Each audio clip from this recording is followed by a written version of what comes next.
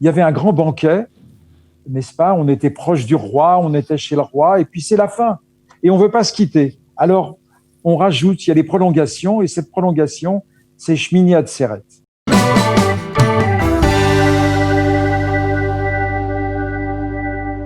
Et ce soir, nous allons célébrer la fête de Shemini Atzeret, Simchat Torah. Et pour parler un peu de cette fête qui c'est un peu, il faut bien le dire, on ne sait pas exactement comment l'aborder. Je vais peut-être dire de cette façon. Je suis très heureux de recevoir ce matin le Rav Yaakov Spitetsky. Bonjour Rav. Bonjour Olivier, bonjour. Merci d'être avec nous pour parler un peu de cette fête que nous allons célébrer ce soir. Shemini Atzeret et Simchat Torah, puisque nous faisons ces deux fêtes en même temps en Israël. Vous allez peut-être d'ailleurs nous expliquer pourquoi. Parlons un peu très brièvement de vous et surtout de l'institut que vous dirigez, l'Institut Shorashim. De quoi il s'agit? Bon, il s'agit en fait d'un centre pour étudiants et Chayalim Bododim. On œuvre dans les différentes universités du pays et on visite certaines bases. Voilà, en gros. D'accord, très bien. Essentiellement Jérusalem, Tel Aviv et parfois Haïfa. D'accord, donc vous vous occupez des Chayalim qui sont seuls ici. Et des étudiants. Et des étudiants aussi.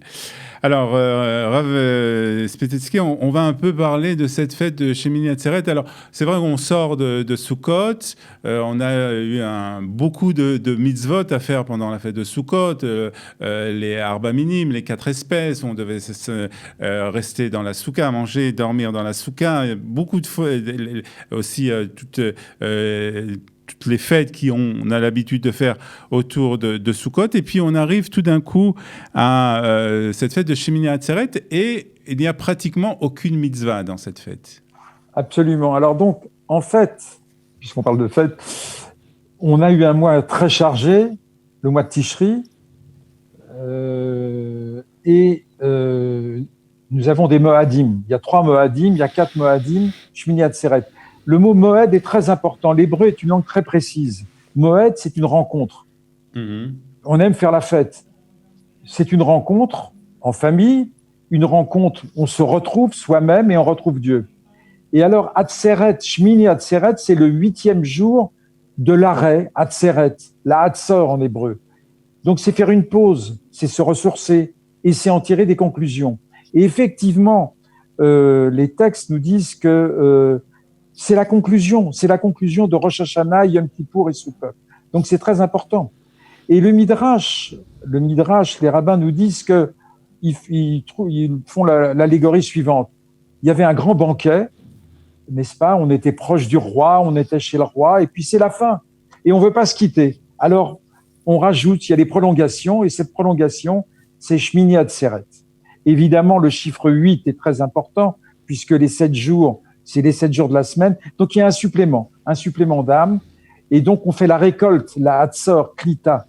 On fait la récolte de tout ce que nous avons emmagasiné, entre guillemets, spirituellement, pendant ces fêtes de Tishri. Alors, mais pendant, comme je disais, pendant à Rosh Hashanah, on a une mitzvah, c'est d'écouter le shofar. À Sukkot, comme je disais, il y a beaucoup de mitzvot. Et là, il y a pratiquement aucune mitzvah qui existe. Alors, est-ce que c'est pas un peu paradoxal justement entre le fait, justement, comme vous dites, de faire un peu la conclusion de toute cette période? Alors, effectivement, on a le même phénomène avec Shavuot, où Shavuot, il y a aucune mitzvah. N'est-ce pas? Parce que il y a des moments dans la mitzvah, le mot mitzvah en hébreu veut dire relier, tzavta, une équipe de football, on est ensemble, se relier à Dieu, c'est se relier aux hommes.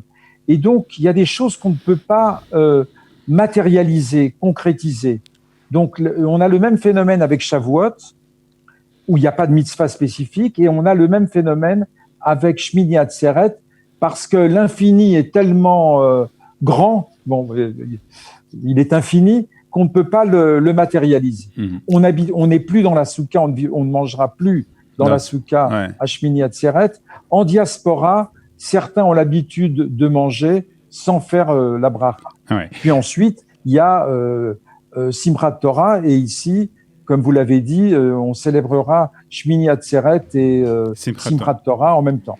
Alors justement, le fait qu'il n'y ait pas de mitzvah, je continue un peu dans cette même idée, c'est quand même un peu plus compliqué parce que ces mitzvot, lorsqu'on écoute le shofar, lorsqu'on prend les arba minim, les 4 espèces, ça nous permet de nous relier à Kadosh Baruch Hu, d'avoir un lien avec Kadosh Baruch Hu, comme on met les tefilines tous les matins pour avoir un lien justement avec Kadosh Baruch Hu.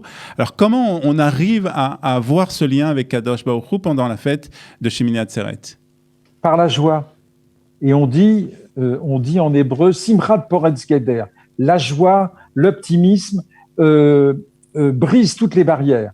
Donc, lorsqu'on est heureux, finalement, c'est un sentiment qui nous étreint, qui nous dépasse. On n'arrive pas à... La joie, par la joie. Alors, il y aura la joie de danser avec le Sefer Torah, il y aura la joie de célébrer cette fête. Ça sera quelque chose qui sera beaucoup plus spirituel. Mmh. Si vous voulez, il y a un autre aspect, c'est que le cantique notre relation à Dieu est semblable à notre relation aux êtres humains. Le cantique des cantiques qu'on dit dans certaines communautés le vendredi soir, c'est une histoire d'amour. Et d'ailleurs, tous les prophètes, André Neher le souligne dans ses textes, tous les prophètes, lorsqu'ils parlent de la relation entre Dieu et les hommes et entre Dieu et Israël, nous parlent d'une histoire d'amour. Et le cantique des cantiques nous dit que il y a un verset très connu dans le cantique des cantiques qui est le suivant: son bras gauche soutient ma tête et sa droite me tient enlacé. Donc son bras gauche, la gauche, c'est la Gvura, c'est Rosh Hashanah et Yom Kippour, une période d'introspection. Et à Sukkot, on s'éclate et Dieu nous enlace. Et donc, pour intérioriser, vous posez la question, alors il y a une façon d'intérioriser. Ce sont les ushpizines, ce sont les invités qu'on fait venir dans la soukha chaque jour. Et il y en a 7. En diaspora, il y en a un 8e. Et donc, si vous voulez, c'est intérioriser ce qui nous dépasse. Et donc, la soukha nous dépasse, elle nous englobe. Et alors, en mangeant dans la soukha, en faisant tout ce que nous faisons habituellement dans le quotidien, dans la soukha, on intériorise cette spiritualité. Alors, on vit une période un peu compliquée de confinement, on se retrouve un peu chez soi, et des mesures de distanciation sociale qui sont prises. De quelle manière on va arriver à cette joie justement pendant cette période de coronavirus? C'est un peu plus difficile? C'est un peu plus difficile. C'est plus facile pour nous en Israël qu'en diaspora parce que on est dans les rues. Bon, on voit des vidéos qui ne sont pas toujours très agréables à voir, mais c'est une minorité. Je pense que l'ensemble des communautés religieuses, orthodoxes, j'aime pas le terme d'ultra. Vous savez, on répète des termes sans parfois, comme l'AFP qui utilise le terme de colon. Alors pourquoi est-ce que les orthodoxes seraient plus ultra que les autres? Il y a des idiots partout, il y en a aussi chez les orthodoxes, mais d'une façon générale, comment est-ce qu'on va le célébrer? On va appliquer les règles sanitaires, c'est-à-dire de distanciation. Il va avoir 2 mètres de distance. On sera dans la rue. Moi, j'ai comme tout le monde, j'ai prié dans la rue à Yom Kippour, et on va danser avec le Sefer Torah en gardant une distanciation de 2 mètres. C'est-à-dire qu'on peut quand même rentrer dans la joie, rentrer dans un simcha, même si on n'est pas tous ensemble en train de faire des danses, en train de se prendre les bras les uns dans les autres. On peut rentrer dans la simcha même sans ça aujourd'hui, en fait. Tout à fait. C'est un peu peut-être l'enseignement de ce toujours un moyen on arrive à se débrouiller. Voilà, très bien. En tout cas, merci beaucoup. À moins que vous ayez quelque chose à rajouter sur la fête. Oui, alors je voudrais quand même rajouter 2 choses. D'une part, que l'un des aspects fondamentaux de Sukkot, c'est l'unité. C'est-à-dire qu'il y a un dicton talmudique qui nous dit « Alvaï » que tout le monde se trouve habite dans une seule soukha. Si vous voulez, là, on associe la soukha au shalom. Donc la soukha de shalom, c'est-à-dire que c'est quelque chose qui nous englobe. Alvaï puisse puissions-nous arriver à la situation suivante, c'est-à-dire que dans le respect de l'individu et des différences, que nous soyons tous dans la même soukha. Parce qu'en vérité, il y a plus de choses qui nous unissent que de choses qui nous désunissent. Ouais. Et je crois que il y a des divergences, mais elles sont minimes. Donc, on est ensemble dans cette soukha. Il y a une dernière chose qu'il est important de souligner, c'est que, bon, ici à Jérusalem, moi j'habite Jérusalem, on a l'habitude de voir des parades des nations dans les rues de Jérusalem. En effet, vous savez que on oppose souvent le particularisme et l'universalisme dans le judaïsme. En vérité, c'est un particularisme qui est au service de l'universalisme. Pendant le Talmud nous dit que si ceux qui ont détruit le temple savaient le bienfait que ce temple apportait à toutes les nations, à toute l'humanité, ils ne l'auraient pas détruit. Et le prophète Zacharie nous dit que viendra le moment où tout le monde se dirigera vers Jérusalem et qu'il y aura une unité au sein des nations. Alors donc, chaque année, il y avait cette parade des nations, des délégations de toutes les nations circulaient dans les rues avec des drapeaux. Cette année, il n'y aura pas.